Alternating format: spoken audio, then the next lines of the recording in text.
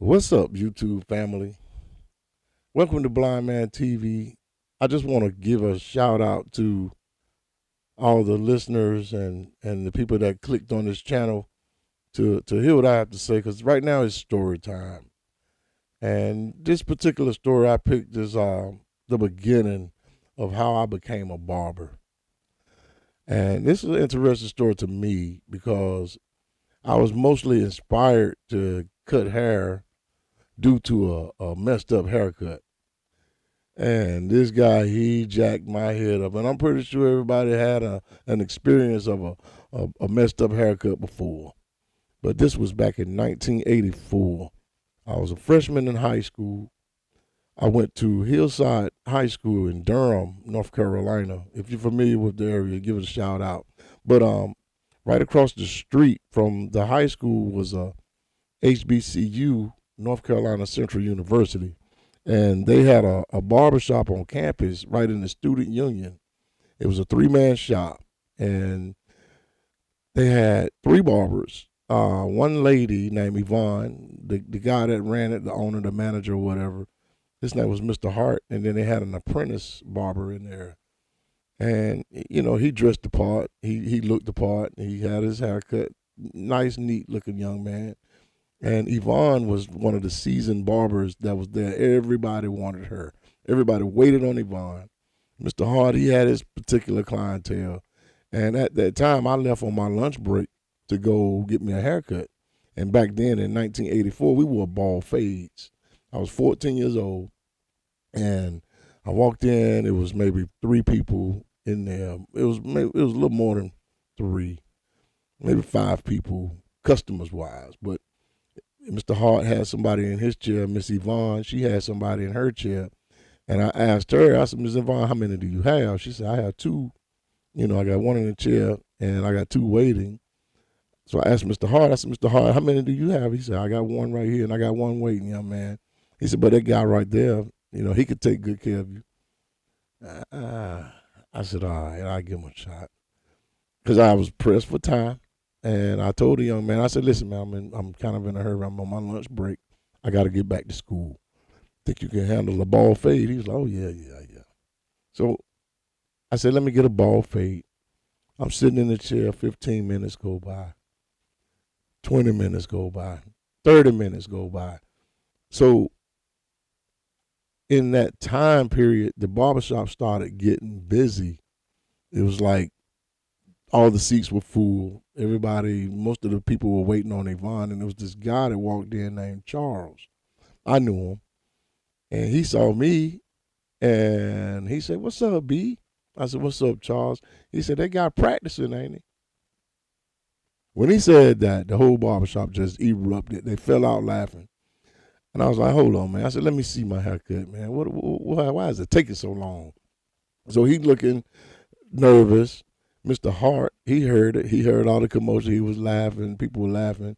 So he leaned over to me. He said, listen, man, I'm going to fix it when you get up. I said, fix it. I said, oh, my God. I said, Mr. Hart, I'm next. You got to get me in. I got to go back to school. So I eventually get out the chair. Instead of wearing a medium ball fade, I had to get a high and tight. And for those that don't know what a high and tight is, it's like a military marine style haircut where the whole head is bald and it's just a little bit of hair right here, right on the top. I was like, oh my God. So I had to leave the student union. I didn't even go back to school. I was so humiliated. I went home. I called my mother. She was at work.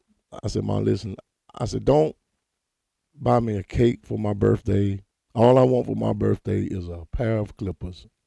Please. I said, I got my haircut messed up. I'm not going back to school. I'm at home. So eventually, when my birthday came, she bought me a pair of clippers, professional style clippers. They were called fast feed. They were burgundy, very sharp blades.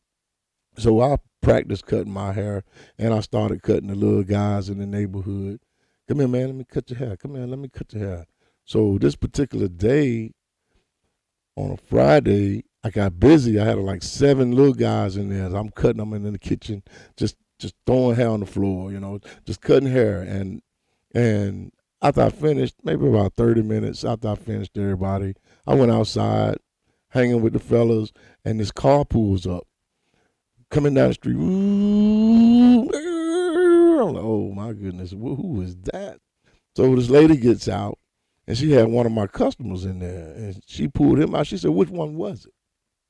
She said, "He said it was him."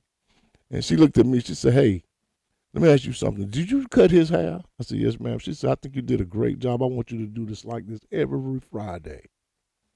Hey, from then on, it's been on. But see, in the state of North Carolina, you can't obtain barber license until you're 16 years old. And at that time, I was 14, and I had to wait until I was eligible to go to barber school. So I went to this barbershop, old school barbershop. Mr. John was the owner there, and I asked him one day, I said, "Mr. John," I said, "how can I get in a barbershop?" He said, "Do you have a license?" I said, "No." He said, "Well, you need license." So I go to another shop thinking he was just bluffing. And I asked, "Do you have any chairs available in here?" And the guy said, first thing he says, "Do you have barber license?" So I went back to Mr. John. I said, "Mr. John, how can I get barber license? Where do I go to get barber license?" He said, "You have to go to barber school, son. Take this number right here." So I took the number. I called. They told me they had a waiting list of 150 people. And I was like, oh, right then and there, I got discouraged. I said, "Well, how long is the course?" It was like, it take you almost 10 months to get it. So, that's if you come every day. It was 6 days a week, every day.